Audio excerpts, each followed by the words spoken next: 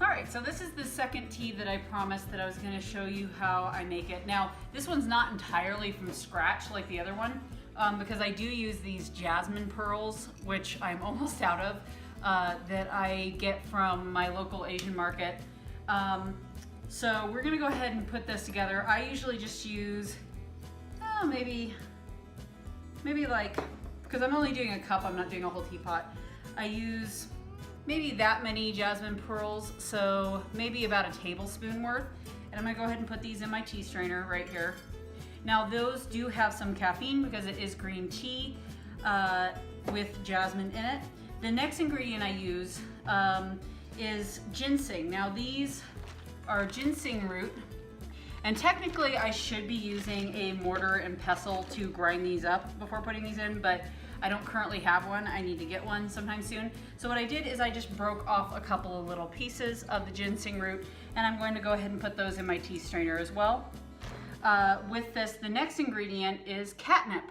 Now catnip, you might be thinking, why on earth would I be using catnip? That's for cats so that they can basically get kitty stoned. But catnip is in the mint family, and it's actually just a very, very mild form of mint. It's really good for anxiety and stuff like that, and it just tastes good. It tastes like a very light form of mint. So that's the next thing I'm going to use, and I actually forgot to grab my spoon that I used to measure that out, so we're just going to go ahead and use a very large pinch. So as you can see, I'm using a large pinch of that, and I go ahead and put that in my tea strainer.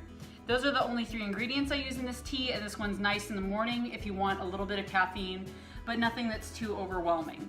So my tea strainer doesn't fit properly in my mug that I have here, which is my NaNoWriMo or Camp NaNoWriMo fiction flashlight mug. So I use a chopstick to kind of hold it in place here so that it doesn't fall in. I also use another chopstick sometimes if I have quite a bit of ingredients in there and I need to tamp it down a little bit in my teapot if I'm doing a larger batch. But today I'm just doing the 1 mug. Sorry for the cut there. I had to go grab my teapot out of the microwave because I don't have my electric kettle with me right now. So with this, keep in mind that since you are using jasmine, you're not going to want to use super, super hot water because the jasmine will burn. It's a little bit delicate and you'll end up with bitter tea.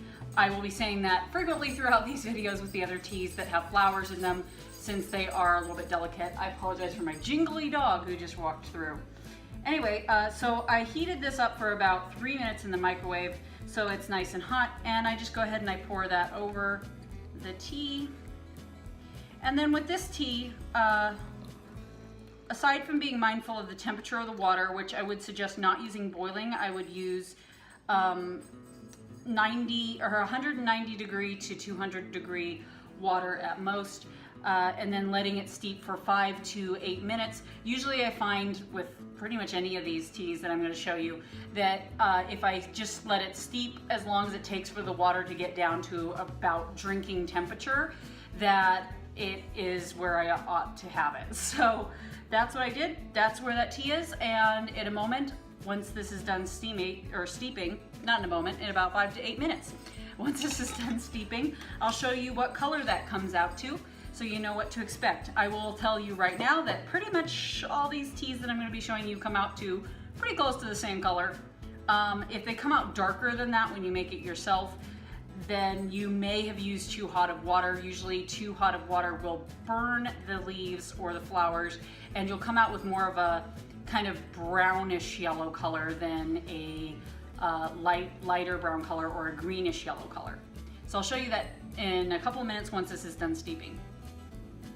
All right, so this is what you pretty much end up with after you're done steeping. The lighting is not very good in here, so you can't tell. It kind of looks like a brownish color, but it's really kind of like a greenish yellow.